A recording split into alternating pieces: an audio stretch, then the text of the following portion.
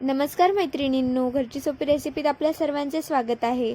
आज आपण उपवास स्पेशल क्रिस्पी आणि कुरकुरीत असे साबुदाण्याचे वडे बनवणार आहोत, जे की बाहेरून अगदी गोल्डन आणि आतून अगदी मऊ असे होणार आहेत। तर चला वेळ न घालवता लगेच रेसिपीला सुरुवात करू।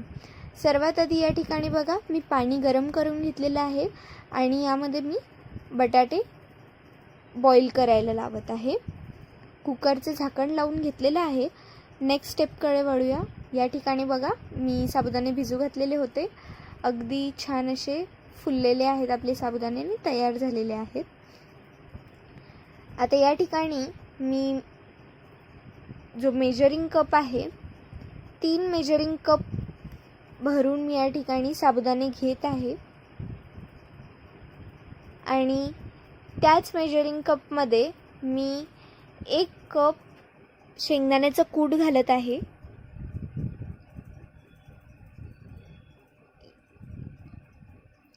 शेंगदाण्याचं कूट अगदी बारीकही करायचं नाही, थोडं जाडसर बारीक असं ठेवायचं आहे। या ठिकाणी आपले बटाटे बॉईल झालेले आहेत। मी त्यांना साफ करून त्यांना या ठिकाणी असं किसून घेत आहे। तुम्हाला जर त्यांना स्मॅश करून घ्यायचं असेल तर तुम्ही स्मॅश करून घेऊ शकतात, पण किसून घेतल्यामुळे ते अगदी एकसारखे असे स्मॅश होऊन जातात, किंवा तुम्ही हाताने स्मॅश करून सुद्धा घालू शकतात। पण मी बोलल्याप्रमाणे हाताने किंवा स्मॅशरने इतकं छान स्मॅश होत नाही, त्यामुळे मी या ठिकाणी किसून घेतलेले आहेत। यामध्ये मी साधारणतः 2 चमचे ठेचा टाकलेला आहे मिरचीचा, चवीनुसार मीठ घालून घेतलेला आहे आणि याला अगदी छान एकजीव असं करून घ्यायचं आहे।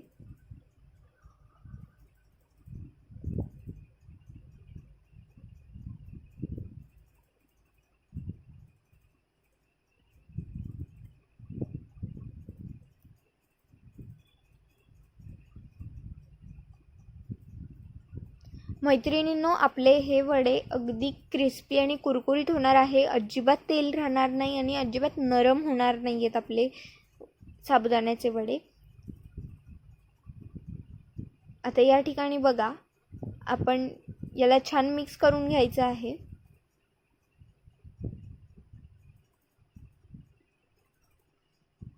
अशा प्रकारे। आणि आता बघा, आपण यांचे बॉल बनवून बघायचे, बॉल बनतायत की नाही बघा। आता बॉल बनतायत, तर आपण बॉल बनवायचे आणि त्यांना थोडंसं प्रेस करायचं आहे, जेणेकरून त्यांना छान असा वड्यांचा आकार येईल। अशा प्रकारे आता आपण वडे बनवून घ्यायचे आहेत। तुम्हाला वड्यांची जी साईज ठेवायची तुम्ही ती साईज ठेवू शकतात। या ठिकाणी मी मीडियम साईजचे असे छान छोटे छोटे गोळे करून घेत आहे आणि आता आपण यांना तेल अगदी छान गरम झाल्यावर त्यामध्ये तळून घ्यायचं आहे।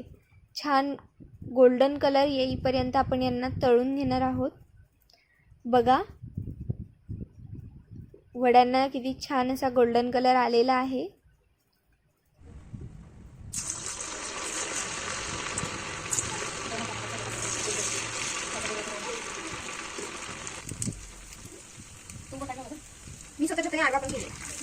तर मैत्रिणींनो, व्हिडिओ कसा वाटला कमेंट करून कळवा। व्हिडिओ आवडला असेल तर व्हिडिओला लाईक करा, चॅनलला सबस्क्राईब केलं नसेल तर सबस्क्राईब करा आणि बेल आयकॉन सुद्धा प्रेस करा, जेणेकरून नवीन येणाऱ्या व्हिडिओजची नोटिफिकेशन्स तुम्हाला मिळतील।